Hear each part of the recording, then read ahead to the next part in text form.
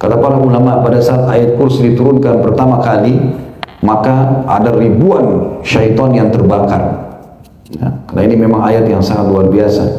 Sampai kata Nabi SAW, siapa yang membaca ayat kursi, ya, pada saat dia akan tidur, maka akan dilindungi oleh Allah dari syaitan sampai pagi, sampai dia bangun.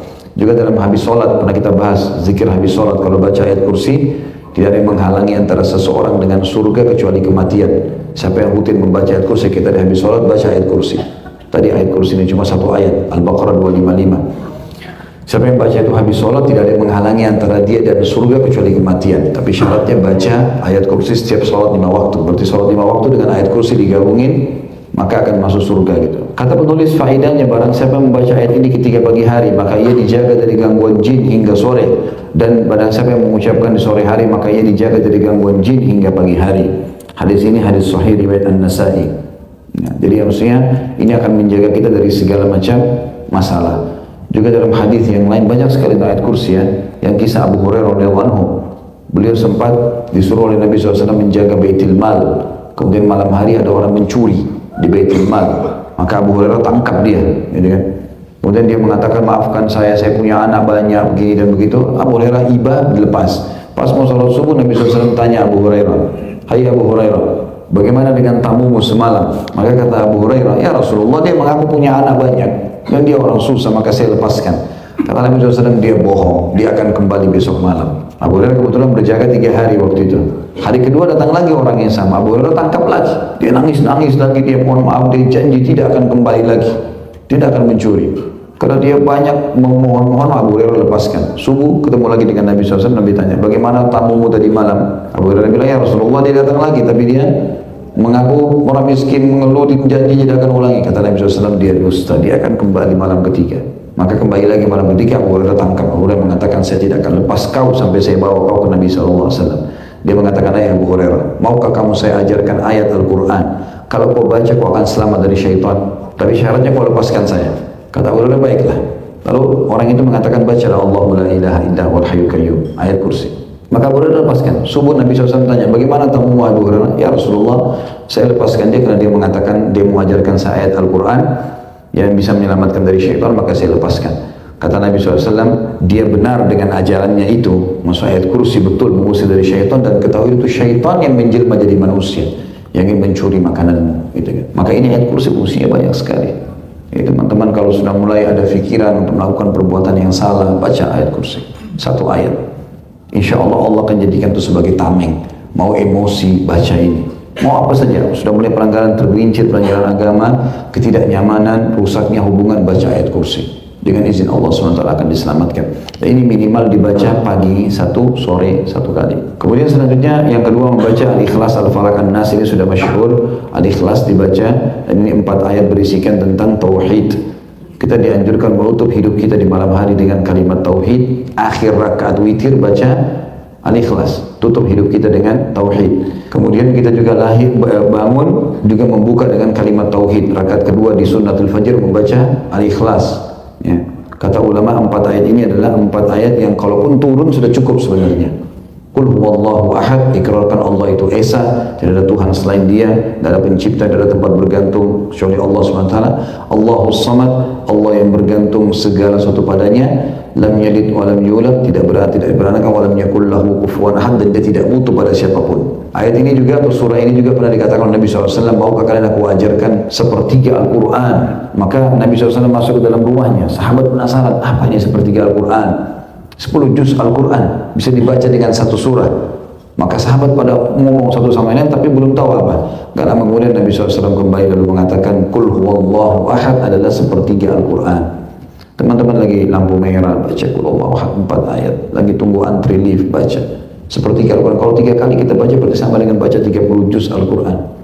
Itu kalimat tauhid. Dan berapa banyak orang masuk Islam karena Qul huwallahu ahad. Hampir 90% yang saya temui itu pada saat masuk Islam, mereka di kasusnya kena baca Qul huwallahu ahad. Mereka bingung dengan itu. Allah mengatakan lam yalid wa lam yulad. Ada seorang teman saya di Surabaya, beliau notaris kebetulan, sering ikut dalam pengajian. Satu waktu kami duduk bertiga, saya dengan teman ini, dengan satu lagi ada pengusaha. Waktu saya masih tinggal di Surabaya beberapa tahun yang lalu sebelum ke Jakarta. Saya di Surabaya dari tahun 2004 sampai 2006, ya, 2 tahunan kurang lebih. Waktu itu saya sempat ngobrol, terus cerita tentang masalah mu'allaf, orang masuk Islam. Rupanya dia cerita, ada satu pastor masuk Islam di tangan dia, teman dekat ini, notaris. Tapi memang dia karena bukan dai, dia punya retorika tersendiri. Dia cerita sama saya, dia bilang, sama kami waktu itu, dia bilang saya punya tetangga pastor. Saya sempat bawa Al-Quran, kemudian memang ini saya sudah tandai Al-Ikhlas, surah Al-Ikhlas. Nah itu yang saya paling hafal, maka ini yang saya tahu. Dia bilang, saya datang ke sana, saya bilang, pastor apa kabar, baik begini-gini. Terus kemudian dia bilang, saya seorang muslim tapi saya bingung dengan ayat ini, surah ini. Coba mungkin pastor bisa ya, menjelaskan kepada saya. Sebelum membaca surah itu pun, si pastor sudah mengatakan memang agama ini membingungkan, kata dia. Lebih baik kau masuk ke agama Nasrani. Kata teman ini, baiklah, pastor pegang ini Al-Quran, ini yang saya bingungin, nanti coba dilihat apa yang ajarannya pastor, kasih ke saya. Dikasihlah juga Injil dalam bahasa Indonesia, dia bilang. Dia bilang, saya ambil Injil itu, saya taruh di rumah, nggak pernah saya baca. Sampai 1 minggu. 1 minggu kemudian rupanya si pastor ini tahu kalau mau ketemu minggu depan. Kita janjian ketemu minggu depan ya. Jadi dia selama seminggu itu pelajari terus Al-Ikhlas itu. Ya. Begitu dia ketemu, kata si teman saya ini bilang, saya subhanallah tidak sangka kalau dia masuk Islam. Tiba-tiba dia bilang, waktu saya tanya, gimana pastor? Dia bilang, kayaknya agamamu yang benar nih. Saya bolak-balik baca lam yalid walam yulad, lam yalid walam yulad, tidak beranak, tidak diperanakan. Kayaknya benar, mestinya Allah begini nih. Bagaimana bisa Allah punya pasangan, Allah punya anak? Nggak mungkin gitu. Ya subhanallah masuk Islam gara-gara itu. Ya, mungkin kita sudah bolak-balik baca ya, tapi kuasa Allah SWT. Hampir banyak orang masuk Islam gara-gara surah mulia ini. Karena kan kita anggap remeh gitu ya. Begitu juga dengan Al-Falaq dan An-Nas. Kata Nabi SAW, ini sunnah dibaca 3 kali pagi, 3 kali sore. Ya, ini Al-Falaq sama An-Nas dikatakan dalam hadis Bukhari. Nabi SAW terus saja memohon perlindungan kepada Allah dari segala macam keburukan sampai turun 2 surah ini. Setelah turun 2 surah ini, maka Nabi SAW tidak pernah lagi memohon kecuali membaca 2 surah ini. Qul a'udzu birabbil falaq, katakanlah atas nama Allah yang menciptakan waktu pagi. Qul a'udzu birabbil falaq min syarri ma khalaq, dari semua keburukan diciptakan. Wa min syarri ghasiqin idza waqab, dan dari keburukan malam hari pada saat datang. Ya, karena biasanya orang bermaksiat di malam hari ya. Orang itu kalau bermaksiat biasanya di waktu-waktu lagi santai. Makanya kita kalau siang hari, pagi biasa beraktivitas masih jauh dari dosa. Tapi kalau malam hari biasanya terbuka sekali, gitu kan. Makanya tempat-tempat hiburan biasanya malah dipenuhi di malam hari. Maka di sini Allah menyuruh kita baca itu. Min syarri ghasiqin idza waqab, ya Allah jauhkan aku dari keburukan malam hari kalau tiba. Kata para ulama, godaannya malam hari. Dalam hadis lain kata Nabi SAW, kalau tiba maghrib maka masukkanlah anak-anak kalian ke dalam rumah, karena syaitan sedang berkeliaran dan mengatur serangan-serangannya. Gitu kan? Kemudian wa min syarri naffatsati fil 'uqad, dari keburukan naffatsat. Naffatsat itu tiupan, mantra-mantra yang dibaca oleh nenek sihir atau penyihir. Fil 'uqad, 'uqad itu teman-teman istilah yang digunakan. Jadi setiap penyihir kalau dia mau ikat seseorang, misalnya ada foto, ada kain atau ada boneka atau apa saja yang diniatkan untuk menyihir orang, biasanya diukat. Ukat itu kayak dililit, diikat.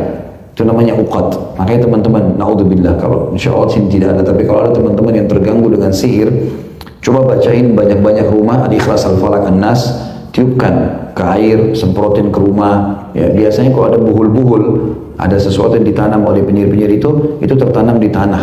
Ya, itu biasanya keluar. Nah kalau kita temukan atau kita mimpi melihat di depan rumah ada sesuatu, kalau kita sudah berdoa sama Allah, ya Allah berikan petunjuk di mana buhulnya nih. Nabi SAW waktu disihir oleh Lubab bin A'sam, seorang Yahudi dari suku Za'far, itu minta doa sama Allah, Allah datangkan dalam mimpi beliau, lihat dalam mimpinya sisir beliau dan rambutnya dililit di batang pohon yang tua, ditaruh di sumur tua di suku Za'far. Maka Nabi SAW bongkar, ditemukan dari sihirnya jadi batal. Tapi Nabi SAW sempat kena sihir sebulan. Sempat beliau lupa giliran istrinya yang mana yang dia harus datangi. Jadi kalau Nabi saya kena, apalagi kita bisa. Jadi bukan berarti dengan ibadah kuat kemudian kita tidak kena sihir. Enggak. Ada saja orang yang hasut atau orang yang tidak benar sama kita ya. Makanya harus hati-hati. Nah kalau ditemukan, kalau mau ditemukan, bisa ruqyah, baca ayat kursi, Al-Falaq, An-Nas, Al-Ikhlas, Al-Falaq, An-Nas. Kemudian 3 atau beberapa ayat, akhir ayat surah Al-Baqarah, kemudian Al-Kafirun, ditiup ke telapak tangan, diusap di badan. Kalau terasa nggak enak, kesemutan, diusap-usap terus daerah situ ya. Kalau mau muntah sendawa, biarin aja, keluar. Kalau sering pusing, sakit kepala, diusap-usap di bagian kepala, minta sama Allah petunjuk supaya dibatalkan atau dihilangkan. Juga bisa ditiupkan bacaan itu di air, diminum, Apalagi kalau ada daun bidara, teman-teman saya sarankan tanam pohon bidara ya. Beli harganya murah 100.000 paling, pot-pot kecil. Taruh di teras pun, biar antum tinggal di apartemen bisa. Taruh dekat jendela, tinggal disiramin tiap hari. Ambil 7 lembar, di blender. Bisa dijadikan jus sama jeruk, sama semangka, sama apa, taruh madu minum. Itu seperti racun bagi syaitan. Di zaman Nabi SAW itu dianjurkan atau beliau gunakan 7 lembar. Diulek di batu, kalau kita sekarang bisa di blender. Itu juga bisa disemprotin di rumah, tapi semprotnya nggak usah semuanya, tapi sekitar itu. Misalnya kita tidak enak di bagian belakang rumah, ambil semprotan setrika, diganti airnya dengan air ruqyah itu, yang disemprotin sambil baca ayat kursi atau Al-Ikhlas, Al-Falaq, An-Nas. Insya Allah itu akan sangat membantu gitu. Yang jelas Al-Falaq ini teman-teman, kalau kita semprotin biasanya, kalau kita temukan buhul itu umumnya yang dipakai oleh para dukun-dukun ini, wali-wali syaitan untuk mengikat orang. Biasanya ada uqatnya. Nah, uqat itu yang kayak lilitan. Itu jangan langsung dibuang ya. Diambil, dibuka uqat itu. Dibuka ya. Jangan dibakar langsung, dibuka dulu. Uqatnya dibuka. Boleh sih langsung dibakar, tapi sebagian ulama menganjurkan itu dibuka uqatnya sambil baca Al-Falaq. Wa min syarri naffatsati fil uqad, ditiup, dibuka uqatnya itu. Baru kemudian dimusnahkan. Kalau cairan dialirkan di air. Ya, tapi kalau benda-benda begini setelah dibuka ukatnya semua masing-masing, biasanya makan mereka pakai kain kafan lah, apalah segala macam gitu. Maka itu digunakan. Ini Al-Falaq bisa membatalkan itu. Wa min syarri naffatsati fil uqad. Ya. Kemudian wa min syarri hasidin idza hasad, yang terakhir, dan dari keburukan iri dengki seseorang. Ada namanya penyakit ain, penyakit mata, ya, mata panas. Itu kalau hatinya orang busuk, matanya bisa jadi panas. Kalau teman-teman Allah karuniakan anak kecil yang lucu, Masya Allah sempurna, selalu kalau orang lihat ada tamu datang, kerabat, bilang, oh lucu ya anak kamu, selalu kita bilang, Masya Allah, Tabarakallah, kita selalu bilang itu. Kalau orang itu sudah ucapkan, Alhamdulillah. Kalau tidak, maka tidak, harus diucapkan. Karena kalau tidak, anak itu bisa kena ain. Tiba-tiba sakit, tiba-tiba menangis, rewel, ya, itu terjadi. Ya, pernah di zaman Nabi SAW terjadi seperti itu. Karena ainnya orang gitu ya. Ada sahabat lagi mandi, tampan sekali, kulitnya putih. Kemudian ada sahabat lain yang lewat, dia pokoknya hasut. Dia bilang, anak gadis saja yang dipinggit tidak seperti kau putihnya. Tiba-tiba pingsan sahabat itu, jatuh, lemas, jatuh. Terus kemudian dilaporkan kepada Nabi SAW. Nabi bilang, siapa yang lihat tadi dia mandi? Oh si fulan. Maka Nabi SAW panggil, Nabi bilang, kenapa kau tidak bilang Masya Allah, Tabarakallah? Maksudnya kau punya gitu. Lalu disuruh wudhu, air wudhunya disiram ke orang yang pingsan itu, bangun dia. Jadi memang ini bahaya sekali hasad orang. Ya, ini di Indonesia saya lihat belum dibudayakan, sayang sekali. Kalau di Saudi teman-teman sudah biasa di mobil orang itu pasang stiker Masya Allah, Tabarakallah. Di belakang itu dipasangi gitu. Jadi kalau orang lihat pertama mobilnya, orang puji Allah dulu. Nah, kadang-kadang orang kalau hasut mobilnya bisa tabrakan. Kadang-kadang kalau antum tiba-tiba kejadian aneh, jalan tidak apa-apa, terus tiba-tiba keselio. Ada ain biasanya. Ada orang yang melihat kita tapi dia tidak memuji Allah. Memang terbiasa orang yang kalau biasa iri sama orang, hatinya jadi busuk, bisa merusak matanya jadi panas. Namanya penyakit ain.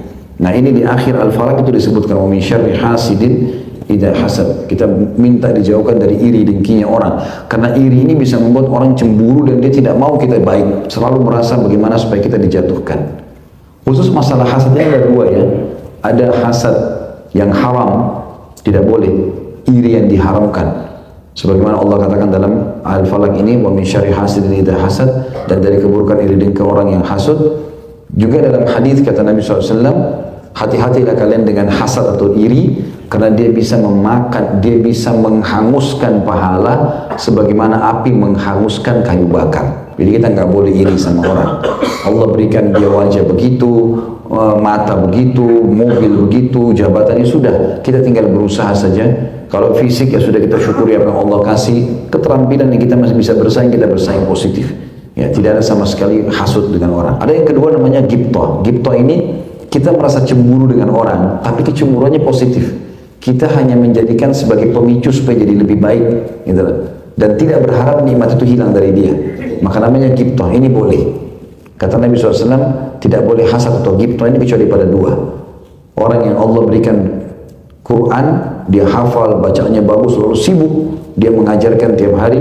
Dan orang yang Allah karuniai harta, lalu dia sibuk menginfakkan pagi dan sore hari. Ini boleh kita cemburu. Tapi cemburunya bukan berharap hilang. kita berkata, ya Allah, coba seandainya kau kasih saya seperti dia ilmunya, seperti dia hartanya, saya mau buat yang sama, maka itu boleh dalam Islam. Tapi kalau kita berharap hilang dari dia, nggak boleh. Nah, misalnya ada tetangga beli mobil baru, ciri orang yang hasad haram ini, begitu tetangganya tabrak pagar, nah syukurin itu. Nah, ini berarti hasad, nggak boleh, gitu kan? Dia malah senang kalau orang itu kena kecelakaan, dipecat kerja atau apalah, itu semua tidak boleh. Nah, ini kita berlindung dengan Al-Falaq. Begitu juga An-Nas. Kalau Al-Falaq lebih cenderung membentengi dari serangan luar, kalau An-Nas dari dalam. Qul a'udzu birabbin nas, ucapkanlah dengan atas nama Tuhan pencipta manusia, Malikin Nas, rajanya manusia, Ilahin Nas, Tuhannya manusia, min syarri waswasil khannas, yang telah membisikkan dalam hati manusia, dari dalam dirinya. Alladzi yuwaswisu fi sudurin nas, yang mengganggu hati manusia, bisikan-bisikan dari dalam, gejolak untuk melakukan dosa-dosa, minal jinnati wan nas, dari jin dan manusia. An-Nas itu fungsinya untuk mengobati kita yang dari dalam. Jadi semua was-was kita untuk melakukan perbuatan salah itu hilang. Kalau Al-Falaq justru serangan dari luar, hasutnya orang, sihir, segala macam itu dibentengin. Jadi jangan dianggap remeh teman-teman ya. Dan juga perlu saya garis bawahi satu hal. Ini Al-Falaq, An-Nas, Al-Ikhlas ini sering diulang-ulangi. Ada bacaan zikir habis sholat, ada bacaan mau tidur, ada zikir pagi petang. Jangan digabungin ya, masing-masing. Ya, Ustaz, saya mau baca habis sholat subuh, kan disunnahkan baca Al-Falaq, Al-Ikhlas, Al-Falaq, An-Nas 3 kali, ayat kursi sekali. Itu bacaan habis sholat. Ada lagi zikir pagi petang dibaca juga, ayat kursi, Al-Ikhlas, Al-Falaq, An-Nas. Ini 3 kali Al-Ikhlas, Al-Falaq, An-Nas. Ini masing-masing, baca lagi. Ini makin sering diulangin makin bagus ya. Jadi jangan dicukupkan dengan sekali. Itu fungsi-fungsi daripada 3 surah ini. Kata beliau, faedahnya adalah barang siapa yang membaca 3 surah tersebut setiap pagi dan setiap sore, maka 3 surah tersebut mencukupinya dari segala sesuatu. Dalam hadis maksudnya, siapa yang membaca Al-Ikhlas, Al-Falaq, An-Nas 3 kali pagi dan sore, maka Allah akan cukupkan dia dari segala macam gangguan. Sebagian ulama mengatakan dipenuhi segala macam kebutuhannya. Segala macam kebutuhannya.